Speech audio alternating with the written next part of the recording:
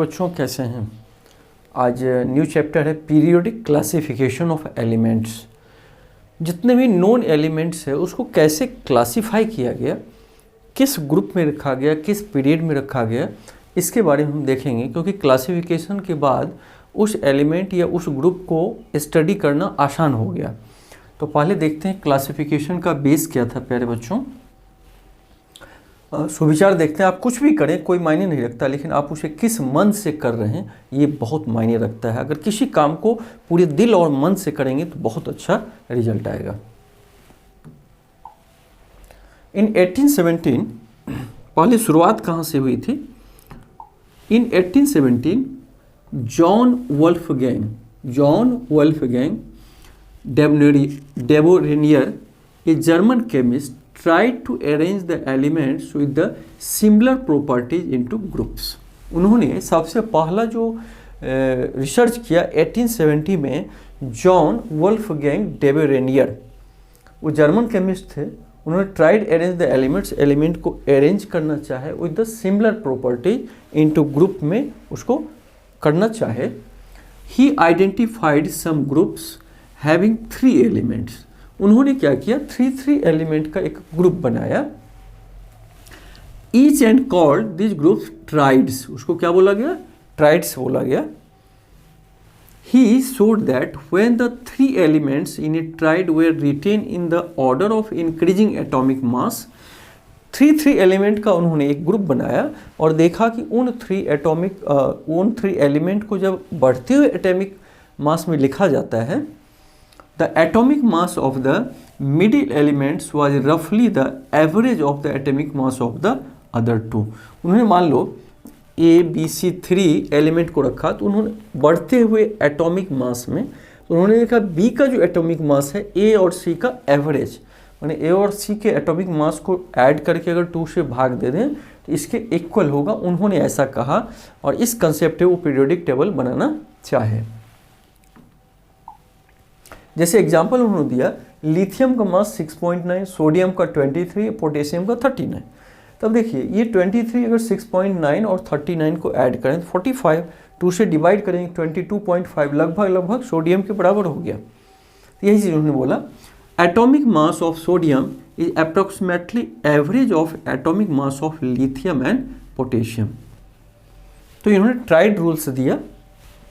देखते हैं आगे क्या हुआ। अब देखिए ये उतना सक्सेस नहीं कर पाया, हर जगह ये सही नहीं हुआ डेबोरेनियर का ये ट्राइड रूल। तो एक फिर नया खोज हुआ, न्यूलैंड्स लॉ ऑफ ऑक्टेव्स। नए साइंटिस्ट थे। इन 1866 John Newlands an English scientist, इन्होंने फिर दूसरे तरीके से अरेंज किया। ये क्या किए, arrange the known elements in the order of increasing atomic mass. इन्होंने भी जो एलिमेंट्स था इंक्रीजिंग बढ़ते हुए एटॉमिक मास में उसको अरेंज किया। He started with the element having the lowest atomic mass. Hydrogen से उन्होंने स्टार्ट किया क्योंकि हाइड्रोजन का एटॉमिक मास लोएस्ट है। And ended at thorium which was the 56th element. उस समय तक 56 एलिमेंट का ही खोज हुआ था। तो उन्होंने शुरू किया हाइड्रोजन से, लास्ट कहाँ किया, थोरियम तक किया। क्या उन्होंने किया, ऑक्टेट मतलब 8 का ग्रुप बनाया, किसमें, बढ़ते हुए क्रम में, बढ़ते हुए एटॉमिक मास में, इंक्रीजिंग एटॉमिक मास में। He found that every 8 element had similar properties similar to that of the first. मान लीजिए उन्होंने 1 से लेके 1 2 3 4 5 6 7 8 को एटॉमिक मास बढ़ते हुए क्रम में सजाया। उन्होंने देखा कि फर्स्ट का जो प्रॉपर्टी है 8 से मिलता है। Therefore called the law of octaves and called Newlands law of octaves. इसलिए न्यूलैंड साइंटिस्ट के नाम पे इस लॉ को हम न्यूलैंड लॉ ऑफ ऑक्टेव्स बोले। तो प्यारे बच्चों, न्यूलैंड लॉ ऑफ ऑक्टेव्स क्या है कि 8 का उन्होंने ग्रुप बनाया, बढ़ते हुए इंक्रीजिंग एटॉमिक मास में उन्होंने पाया कि एर्थ का एलिमेंट का जो प्रॉपर्टी है फर्स्ट के इक्वल हो रहा है। It was found that law of octaves was applicable only up to calcium। लेकिन इसमें भी इन्होंने जो वर्गीकरण किया इसमें भी कुछ खामियां आया कि इन्होंने जो एप्लीकेबल रहा ऑक्टेव रूल्स केवल कैल्शियम तक, सब पे लागू नहीं हुआ। As after calcium every 8 element did not possession property similar to the first. Calcium के बाद ही प्रॉब्लम समस्या उत्पन्न हुई कि 8 का जब बनाया गया तो 8th जो था, 8th एलिमेंट फर्स्ट के प्रॉपर्टी से नहीं मिलता था। It was assumed by Newlands that, दूसरा कमियां क्या था कि 56 एलिमेंट ही एग्जिस्ट है जो आगे और नहीं खोजा जा सकता है, existed in nature and no more elements would be discovered the future. उन्होंने ये भी बोला कि अब इससे ज़्यादा एलिमेंट्स का डिस्कवर्ड नहीं होगा। With the discovery of noble gas, inert gas, helium, neon, argon, krypton, xenon, ये सब जो आविष्कार हुआ तो उनके इस रूल को में भी उन्होंने क्या कहा कि अब तो नहीं खोजा जा सकता, लेकिन बाद में और सारे बहुत खोजे गए।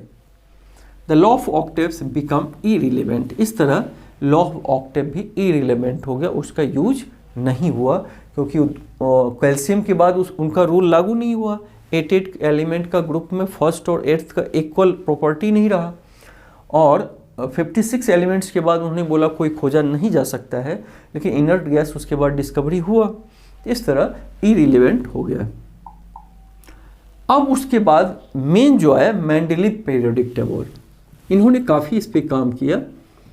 मेंडलीव ने, साइंटिस्ट मेंडलीव ने काफ़ी काम किया। तो हमने देखा कि न्यूलैंड ऑक्टेव भी काम नहीं किया, डेबोरेनियर का ट्राइड भी नहीं काम किया। अब देखते हैं Mendeleev's periodic table. The main credit for classifying elements goes to Dmitri Ivanovich Mendeleev. ये बहुत ज़्यादा काम किए इस पे, ये रशियन केमिस्ट, रशिया के केमिस्ट थे, साइंटिस्ट थे। When Mendeleev started his work 63 elements were known, उस समय तक 63 एलिमेंट्स ज्ञात हो गया था मेंडलीव के टाइम तक।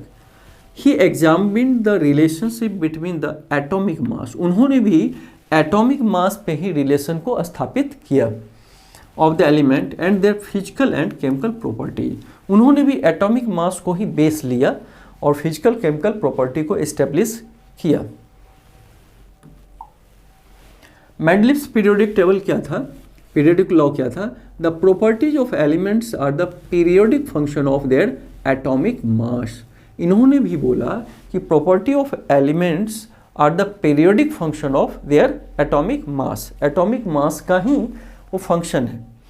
मैंने एटॉमिक मास बढ़ते क्रम में अगर सजाएंगे तो उसका जो प्रॉपर्टी है कहीं न कहीं जाके मिलेगा। Mendeleev's periodic table contains vertical columns, ये वर्टिकल कॉलम था और हॉरिजेंटल कॉलम भी था, ऐसे ऐसे करके। तो वर्टिकल कॉलम को ग्रुप बोला गया, जैसे इसमें जितने हैं एलिमेंट एक ग्रुप के माने जाएंगे, और ये पीरियड इसको बोला गया, ये पीरियड बोला गया। हॉरिजेंटल कॉलम को पीरियड और वर्टिकल को क्या माना गया? Group. And horizontal rows are called the periods. तो achievement of Mendeleev periodic table, तो इससे अचीवमेंट क्या हुआ है देखते हैं। Achievement of Mendeleev periodic table, it could classify all the elements discovered at that time. एक फ़ायदा क्या हो, उस समय जितने एलिमेंट थे सबको उन्होंने क्लासीफाई किया। It helped in the discovery of new elements, जिससे नए एलिमेंट्स के खोज में भी सहायता मिली। It helped in the correction of the atomic mass of some elements, जो एटॉमिक मास गलत पता था उसको उन्होंने करेक्शन भी किया। तो हमने इससे देखा क्या, अचीवमेंट क्या है मेंडलीव पीरियोडिक टेबल का, कि उन्होंने सभी उस समय तक सारे खोजे गए एलिमेंट को उन्होंने क्लासीफाई किया, नए एलिमेंट की डिस्कवरी में सहायता किया, एटॉमिक मास जहाँ कुछ गलत था उसको भी करेक्शन किया इन्होंने। लेकिन अब इसमें भी कुछ खामियां निकली, ये भी परफेक्ट नहीं था। इसमें की कमियां निकला, limitation of Mendeleev's classification, position of hydrogen was not justified, hydrogen को जस्टिफाई तरीके से नहीं रखा गया, उसमें ये कमियां थी। Increasing order of atomic mass could not be maintain, लेकिन इसको मेंटेन नहीं कर पाए कि इंक्रीजिंग ऑर्डर में एटॉमिक मास को हम रख पाए। Isotopes were not given separate place, isotope क्या होता है हम लोग जानते हैं कि एटॉमिक नंबर सेम हो बट एटॉमिक मास अलग हो, तो उसका भी या मास नंबर अलग हो एटॉमिक नंबर सेम हो। तो उन्होंने कहीं उसका फिक्स प्लेस नहीं रख पाए। Isotopes were not given separate place as they have different atomic mass, क्योंकि उसका एटॉमिक मास अलग होता है। तो इस तरह इनके में भी कमियां हैं, और इन सब कमियों को देखते हुए फिर अगला सुधार जो हुआ मॉडर्न पीरियोडिक टेबल आया, तो इसके आगे हम देखेंगे अगले पार्ट में। तो आज यही है, तो अगले पार्ट में फिर देखेंगे मॉडर्न पीरियोडिक टेबल कैसे बना, उसमें कैसे एलिमेंट को रखा गया जो इस समय तक चल रहा है। तो थैंक यू प्यारे बच्चों, ये इसका इतिहास था, स्टोरी था, और फिर अगले पार्ट में देखते हैं। थैंक यू, मिलके बहुत अच्छा लगा।